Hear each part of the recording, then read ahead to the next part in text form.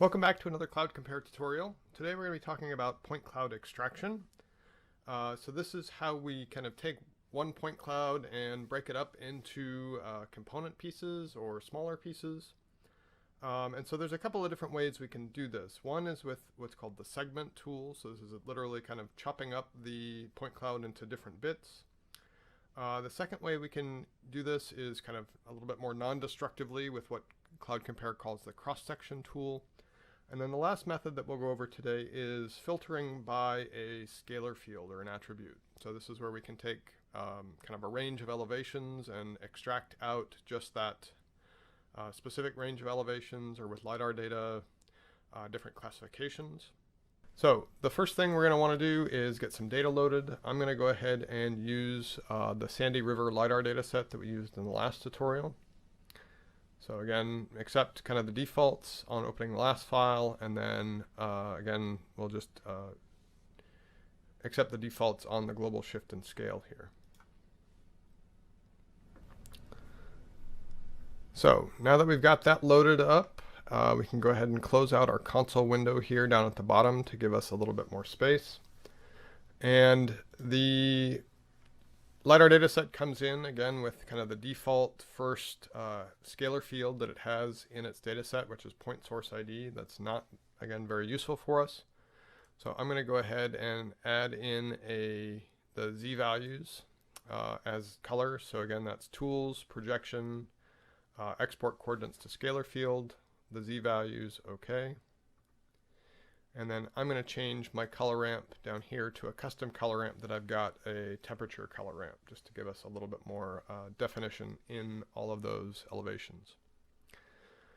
So before you get started on any kind of point cloud extraction, it's usually a good idea to make a clone of your point cloud within Cloud Compare. Now, the good thing about a lot of the editing that we can do and the extraction that we can do in Cloud Compare is that it's not destructive to the original file, which is good, unless you kind of save over it, which takes some effort. But the base kind of operations that you can do in Cloud Compare are non-destructive. So you can edit and change, and if it doesn't work, you can just remove it from your DB tree and reload the data, and it'll be just fine. But to save yourself some headache and wait time on reloading the data, oftentimes I'll clone a data set first before I start editing it, just so that I don't have to waste time reloading the data. So in order to clone a data set, so you click on the point cloud that you want to clone, and we'll go up to the little double sheep icon up here. So clone the selected entities, and so that will make a second copy. And since this is a big point cloud, that takes a minute. But in the DB tree here now, you can see that this has a suffix on it that says .clone. So that's the cloned data set. So you can actually edit either one of these. I usually go ahead and edit the clone so that the original's left intact for now. So we're going to go ahead and select that cloned data set as our target for our editing. And the first way that we're going to try to break up this point cloud is with the segmentation tool. So the segmentation tool is the little pair of scissors up on your toolbar. So if you click on that, that will open up kind of the sub toolbar up here in the upper right. And you can see that the text on the screen says segmentation on, polygonal selection, left click to add contour points, right click to close. So this is kind of giving you some prompts as to how this tool works. So I'm going to show you two different modes of operation. One is just a single cut, and then the second is doing what's called a multiple cut, or multiple selections to extract out. So in order to just do a single cut on this, what you're going to want to do is select the polygon selection tool up here, okay, which is usually selected by default, but I usually like to just double check that. And then what you want to do is left click on kind of points to describe a polygon that you're going to want to cut out or cut in. And we'll talk about the difference between those in just a second. So in clicking on the scene here, and usually I do this from the top-down perspective, you'll start to see the first left click, you'll get this green line that starts to be pulled out from your cursor. And as you click around, you'll see that that starts to form a kind of polygon that kind of self-closes. And so in this case, I'm just going to go ahead and do a quick digitize of the river bottom here so that we can extract out just the river bottom. I'm not being too careful. You can be as careful or as kind of generous as you like with your digitizing. And so we're going to click around till we get back to the beginning, and you can see since this auto closes, we don't have to find the original start point. But if we right click, you can see that that green line snaps away from our cursor, and so we have this polygon. Now there's two different ways to segment the point cloud. So one is what's called segment in, and the other is segment out, and we'll play with both of these. So first we'll do segment in, and so this segments out everything that's inside the polygon. So if you click on that,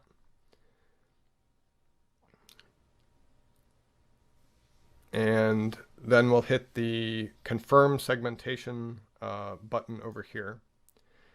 What you'll see is that we end up with kind of two separate new point clouds over here. One is called remaining and the other is called segmented. And so if we click these on and off, I have my original point cloud still on. So the segmented point cloud is what you had inside the polygon, and the remaining point cloud is everything outside of that polygon. So that's what the segment in does. The segment out tool would just do the reverse. So you'd actually, the segmented would be the outside and the remaining would be the inside. Either way, it works just about the same. I usually go for inside since that's kind of the way I'm familiar with digitizing, is I want to kind of select everything inside the polygon, but you can do it either way. So I'm going to go ahead and delete those real quick, and we'll start over with a new clone. And I'll show you how we can actually do multiple cuts in one segmentation session. So that if you do want to actually do multiple kind of cutouts, you can actually do this in one go. You don't have to do segments on top of segments on top of segments. So we're going to select that clone, click our scissor segment tool again. And so in this case, we're actually, instead of using segment in, we're going to actually use segment out in order to do this selection properly. So I'm just going to pick a couple of spots along the river to show you how this works, but you can do this again in as many or as few as you want. So what I'm going to do is just select the upper left portion of the river here, right click to close that, and then I'm going to say I'm going to click on the segment out tool here, and that'll pull out that data set, and you can see that this says segmentation paused. And if I move the point cloud down, you can see the rest of the text says unpause to segment again. So what you can do in the sub toolbar here is unclick the pause button to allow you to make another selection. And so right now we'll just click down and digitize another set of points down here, right click to close. We'll say segment out again. And now you can see we've got both of those cut out, and we'll do one more. So unpause, left click, left click, left click, left click, and then right click to close, segment out. And once we're done with all of our selections here, again, we'll just hit the green confirm selection, or confirm segmentation tool option here. And that will go through and pull out those parts that we cut out and leave behind the parts that we wanted to leave in. So in this case, again, it'll keep both of the point clouds active. And so if you click the segmented, that'll be everything that's left since we did the out, segment out option.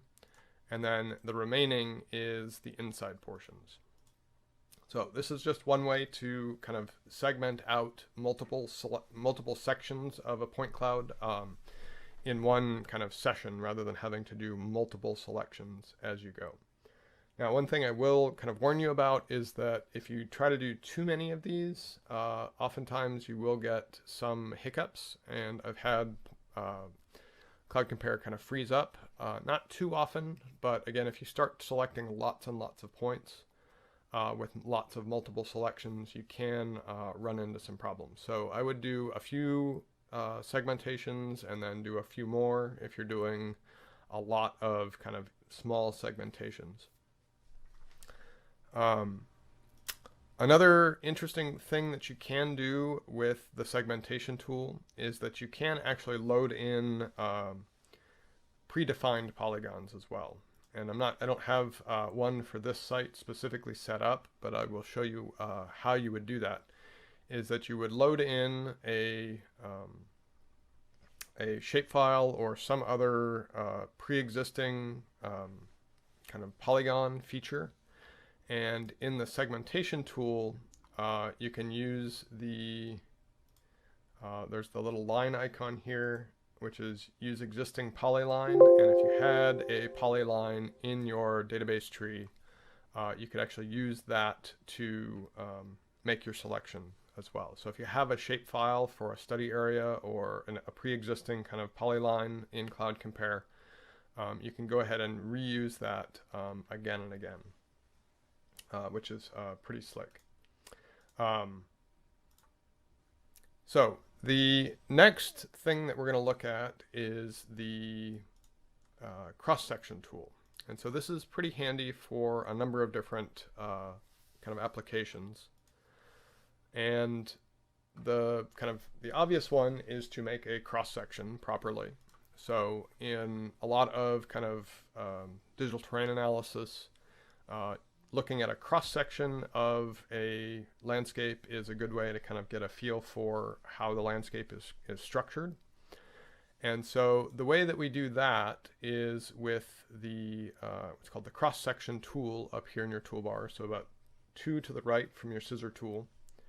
So if you click on that, that'll bring up a number of different handles on your point cloud. And if we rotate around here, you can see that we have kind of different handles in all 3 of the major axes. So we have red as the x-axis, green as the y-axis, and blue as the z-axis.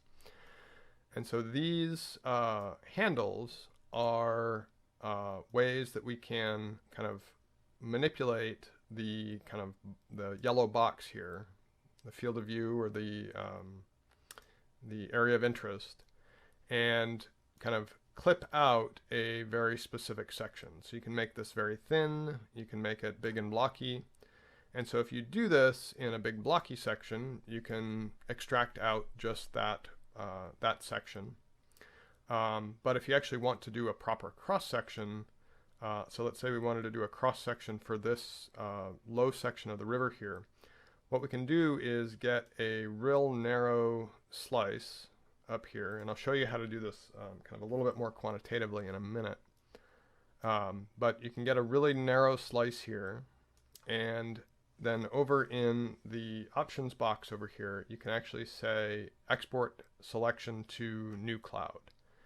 So if we click on that, over in our database tree, you can see that we have a new cloud entity over there. So if I close this out, the original cloud pops back to normal. And so I can turn that off, and what we're left with is just that small little selection that we made down here. So I'm going to actually reset our rotation center to the river there. And if we rotate this down to a front view, now you can see that that is a proper cross-section of the river. So from the hilltop over here, down into the valley, down to the river bottom, and then up onto kind of the floodplain here on the left, or the right-hand side, excuse me, and then back up, starting to go up a hill here on the right side. So that's one way to get a kind of proper cross-section analysis. And so this is its own independent point cloud now, so you could do analysis on that, or you can edit that as you see fit. I'm going to go ahead and delete that for now so that we can look at another couple of different options in that cross-section tool again. So again, I'm going to select that clone, hit the cross-section tool. And so the other thing that you can do with these handles is rotate them as well. So you can go in and out, but then the little circular toroidal kind of handles here. So around the arrows themselves are kind of the push and pull handles, but then the little round donuts here allow you to rotate that area of interest as well. So you can rotate that in all the different axes, and that'll give you some interesting things, interesting results. In most landscape data, you're not going to want to rotate X and Y, the red and green. You may want to rotate the Z axis, but you may have need for rotation on the X and Y as well. So I've kind of screwed this one up, so I'm actually going to hit the X out of that, close that out, and start a new cross-section. Go back to my top-down view. And so one way that you can do a little bit more kind of quantitative cross-sectioning is if you click over here in the Advanced tab, or the Advanced options, you can see that you can actually define this area of interest box by its center. So you can actually type in coordinates for the center, and then the important thing here is the widths. So in the X direction we have almost 1,000 meters. In the Y direction we have 70 meters right now, and in the Z direction we're encompassing about 208 meters. But let's say we wanted to actually get a very specific cross-section width or height extracted, and so you can actually type in a number there. So in this case I'm going to type in 10, and you'll see that if I hit OK, that narrows the Y direction down to a very narrow 10 meter strip, a very precise 10 meter strip. So that's one way to get a little bit more precise. If you need a very specific dimension on this cross-section tool, you can use the Advanced tab there. Now, another interesting thing, let's go ahead and extract that out real quick and close this out.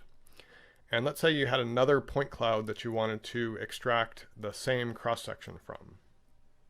So I'm just going to reuse that same point cloud, but you can click on your second point cloud that you want to extract that same cross-section.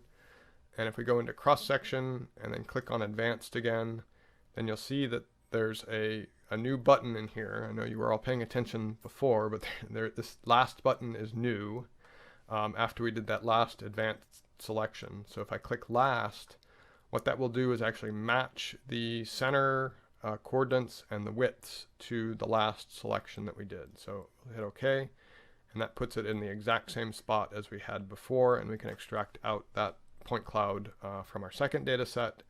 And then if we wanted to compare those two, we could do so in the same space. So those two cross sections here, so section and section, are the exact same size. So that's pretty handy for comparing two different data sets from different timestamps or two different temporal events. So pretty handy with the cross-section tool there. Like I said, you can do as big or as small of a cross-section as you need. So the last thing that we're going to do is to extract by or filter by scalar values. And so this is a pretty straightforward process. The only kind of prerequisite is that you have to kind of define what you want beforehand and know what you want beforehand. And so in this case, I'm going to do a couple of different extractions to show you a couple of different methods here.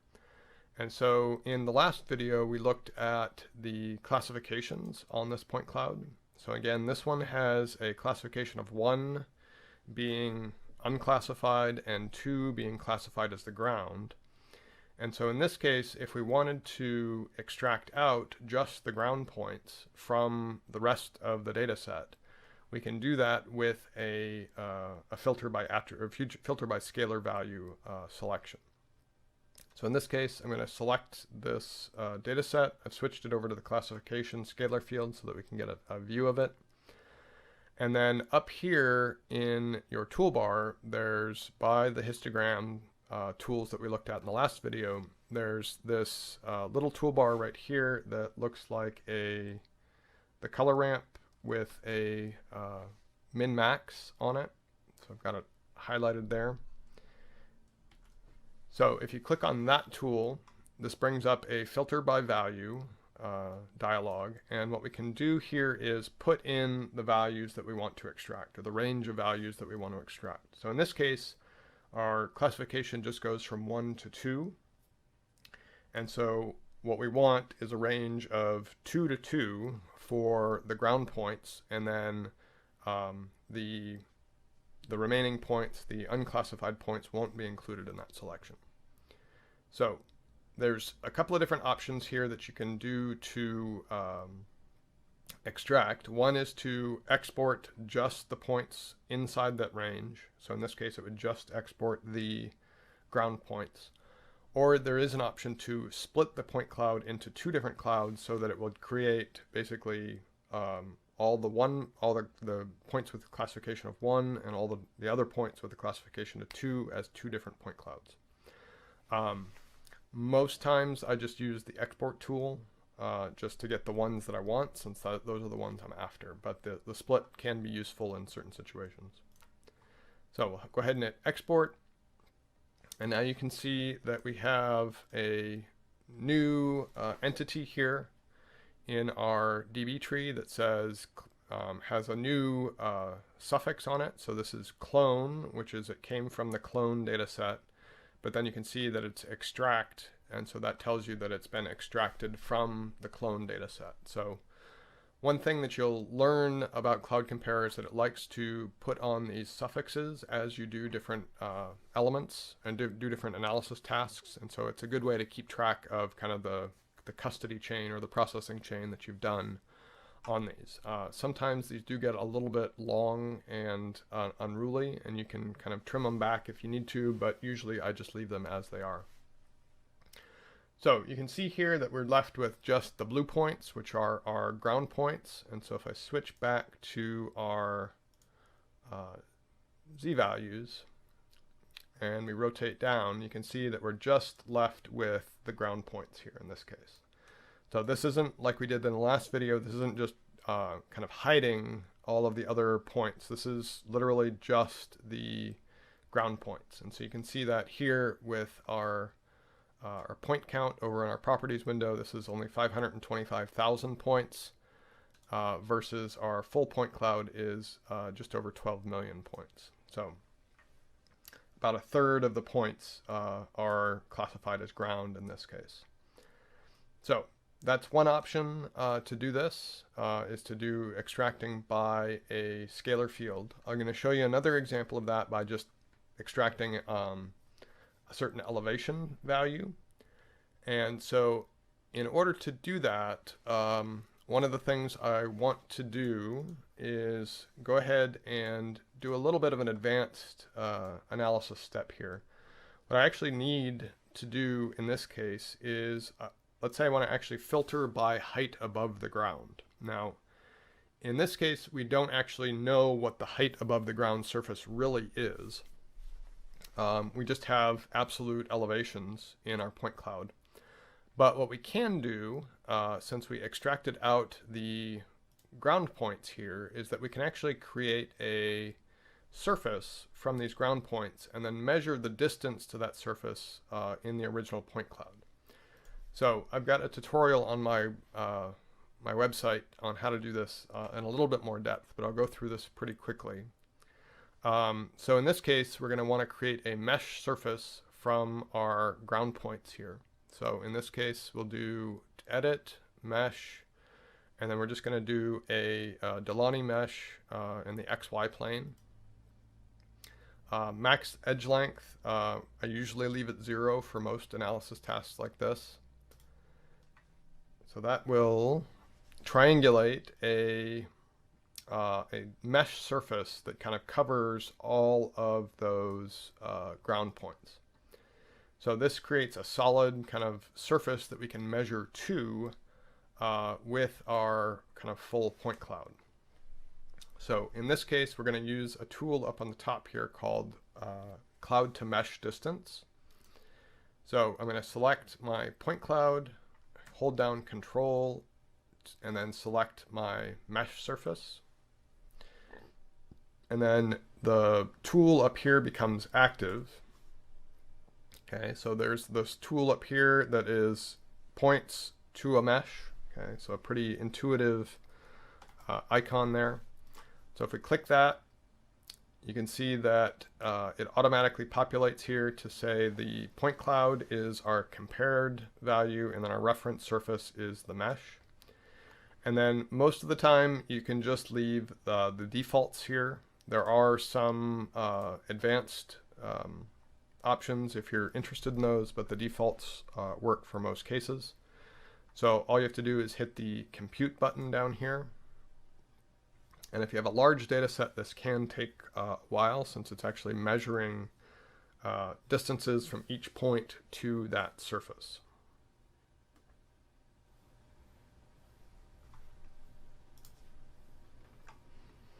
All right, so that took about 8 minutes to calculate all of those point distances. So once the progress bar goes away on the screen, don't hit compute again because that will recompute the values. So you can go ahead and say OK.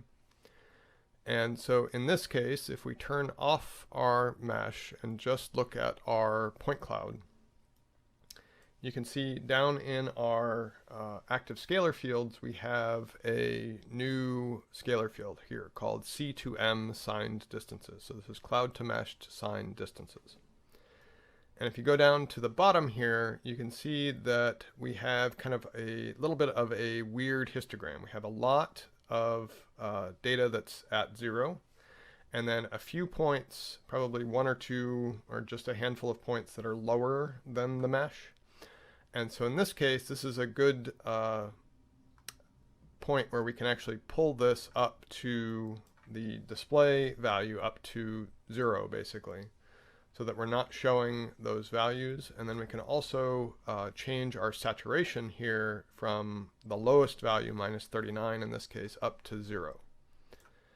So that gives us our 0 value right at the ground surface. And then we can also pull down our top saturation value so that we can actually see some of the upper values here.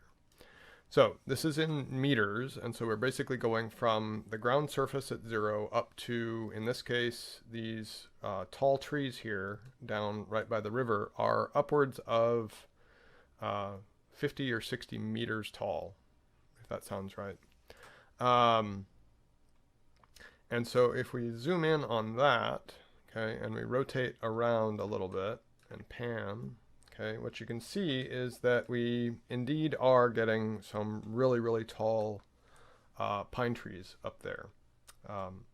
And so in this case, if we're interested in kind of the canopy height, this is one good way to do this, just as an advanced analysis technique. But if we're interested in just the points that are right above the ground, which is kind of a common analysis task, what we can actually do with this is go ahead and extract a range of values here directly from kind of that height above ground, so that cloud to mesh distance. So in this case, we want to go from 0 right at the ground to, let's just say we want everything below 5 meters. Okay, so 0 to 5 meters is our range. We'll say export, and that'll take a second. And you can see what we're left with here is just those values that are between 0 in blue and 5 meters in red. So this is kind of just the really low vegetation and the ground surface, essentially. And so this is just one more way that we can extract out if we wanted to look at, say, just the under canopy vegetation and strip off the canopy. This would be one way you can do that. It's This is actually a good way to look at features in the river channel as well. So things like large woody debris or riparian vegetation is to clip out the overhanging vegetation and just get these kind of low elevation values right above the ground surface.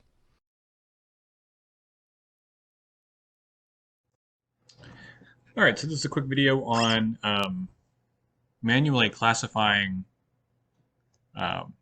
points in Cloud Compare. So we've got just a sample point cloud that's already been classified.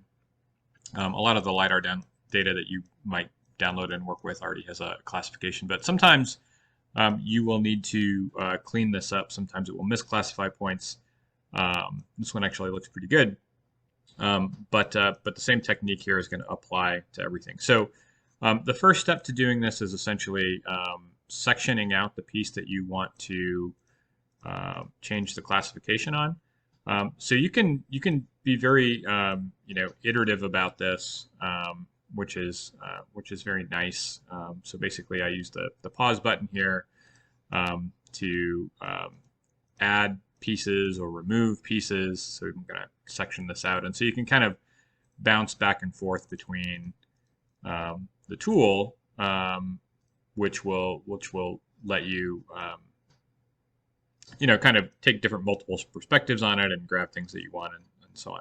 So let's suppose just for a second here that I wanted to classify the change the classification here just on this very top part of the tree. So I'm gonna section that in here, and I'm gonna hit the check mark, and so now I've got 2 point clouds, the original, and then the one that the one that I've sectioned out here. So I'm just going to zoom in on this, and right now I've got the classification on here, and if we go back and turn this on here, you can see that we've got basically two classifications that we're working with here. We've got this one, which is 2, which is ground, and then a classification of 1, which is essentially in this case unclassified. So I might want to classify this as like high vegetation. I might want to go through and apply some more advanced techniques and take some of these smaller ones and apply them as, let's say, medium vegetation. But in this case, let's just take what we have here. I'm going to zoom back in on the piece that I had, and I'm going to make this a little bit larger here so we can see what's going on.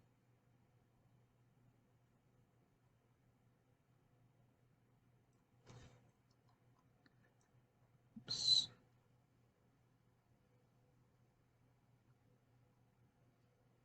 There we go. So changing the point size to, we'll just make it 3, a little bit larger to see. Okay, so so right now, if we take a look at this, this has a value of. Sorry, I'm gonna change back to our classification field. So right now, these have a classification of 1. So I'm just going to change these to something else. And the way that you would do this is going back in here, and you're going to use tools that are in the scalar fields. We're going to do arithmetic on these. So I'm going to take the classification, and I'm going to set this to a constant value. Now, the operation here, it would be nice if there were just sort of an equals here. Because I've got a classification of 1, I could actually just multiply this and set it to whatever I want. But if this were a classification of 2, let's say, then maybe it would be annoying to do the math. And so what you can do instead is you can multiply this by a constant value of 0, and we'll update this field directly. And then you can go back in and do a scalar field and do some more arithmetic here. And this time, instead of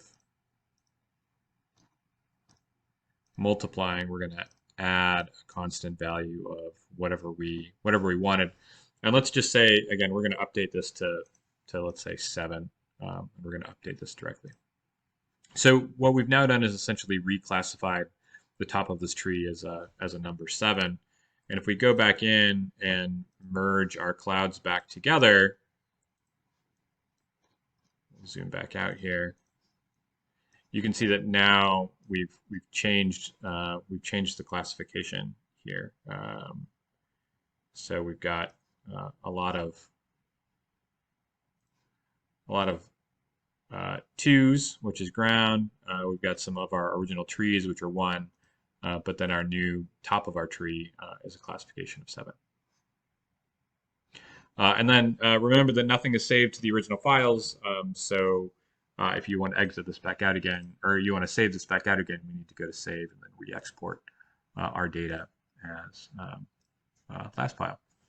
Okay, that's it. Thank you.